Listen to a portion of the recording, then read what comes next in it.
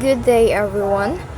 I am Naivi Jane Kahapon, and I will be talking about the literature under the Republic from 1946 to 1985. So, I will be discussing the literary works that became significant during this period. During this period, there were two cultures, the Taga-Bukid and Taga-Bayan. The Taga-Bukid were described as more nationalistic and American influenced, while the Taga-Bayan were more inclined toward the culture of the free world. The Japanese occupation left the Philippine economy in a difficult situation. After the war, many Filipinos had different reasons for collaborating with the Japanese, including survival, politics, and opportunities. Our country was the best way to transport oil producing from the Dutch East Indies and French Indochina to China. So on the 4th of July in the year of 1946, the Philippines gained freedom and Filipino flag by the United States. He was a Filipino lawyer and politician who also served as the fifth president of the Philippines. First Fruit was written by Elsa M. Conscuela, a Filipino poet, short story writer, and playwright.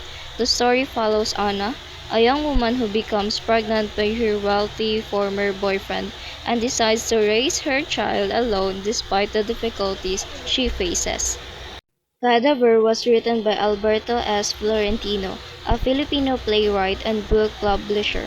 The story is set near a cemetery in an improvised area of Manila and presents the difficult situation of people experiencing extreme poverty.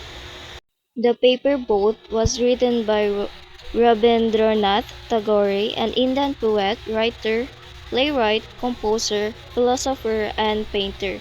The story focuses on an innocent child who makes a paper boat, writes his name and address on it, and dreams that someone far away might find it.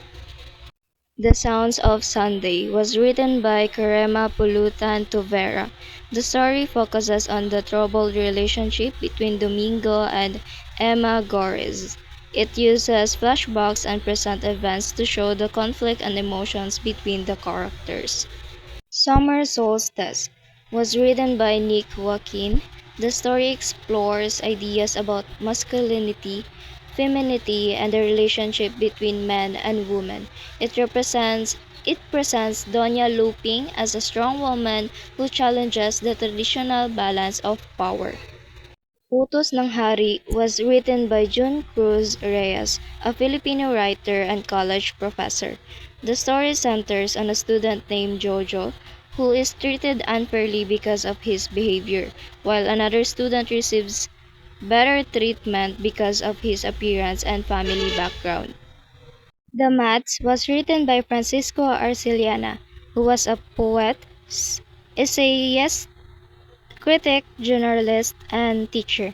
The story is about a father who brings home mats for his family, but becomes sad when he realizes that some mats are for his children who have already died.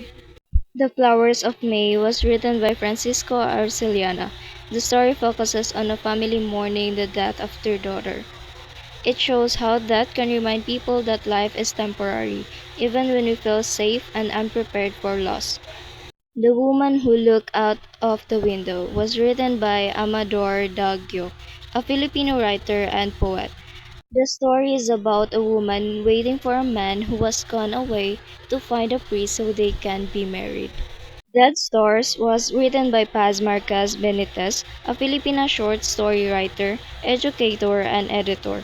The story follows a man who is engaged but develops feelings for another woman.